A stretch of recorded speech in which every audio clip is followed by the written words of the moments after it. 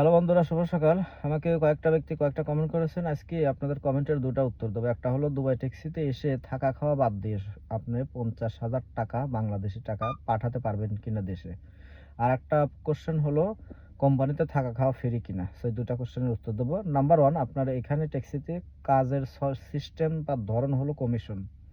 কোম্পানিতে জয়েন করার পরে আপনি যেটা মান্থলি কাজ করবেন সেটা হলো কমিশন বেসিস স্ল্যাব সিস্টেম। এখানে আপনার ফর এক্সাম্পল ১০০ টাকা কাজ করেছেন, এখান থেকে আপনার তেলের টাকা বাদ যাবে, সালেক টোল থাকলে সেটা বাদ যাবে, প্রত্যেকটা ট্রিপে নরমালি ২.৫ দিরহাম বাদ যাবে। এয়ারপোর্টে যদি ট্রিপ তোলেন সেখানে নরমাল ট্যাক্সি হলো ১৫, এয়ারপোর্ট ট্যাক্সি হলো ২০।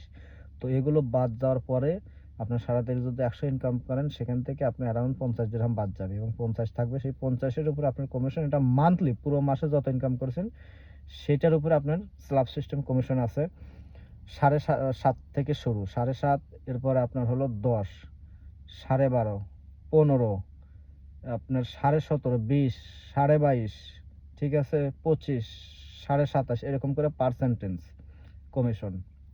তো আপনি নরমালি ১ম এ আপনার ১ বছরের ১ বছরে আপনি আসলে ৫০,০০০ টাকা সেভ করে দেশে পাঠাতে পারবেন না। ২ বছর যদি আপনি কাজ করতে পারেন, তারপরে ৫০,০০০ টাকা দেশে সেভ করে পাঠানো সম্ভব। অনেস্টলি যেটা বললাম আরকি।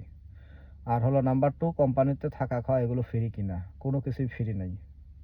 আপনি আসবেন, যতদিন না লাইসেন্স পাবেন ততদিন আপনি কোম্পানিতে আপনার জাস্ট অ্যাকোমোডেশনটা ফ্রি থাকবে, তাও শর্ত সাপেক্ষে। যদি অ্যাকোমোডেশনে রুম ফ্রি থাকে আপনি এপ্লাই করবেন, আপনার রুম পাবেন।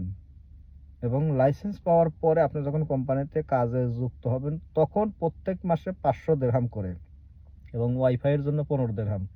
৫১৫ দিরহাম প্রত্যেক মাসে আপনার এই গত আপনার আপনি ১ বছর বা ৬ মাস যে কোম্পানিতে থেকেছেন বা ২ বছরে থেকেছেন, সেই টাকা আপনি পে করেন নাই। সেই টাকাগুলো আস্তে, আস্তে আপনার কাছ থেকে কেটে নেওয়া হবে।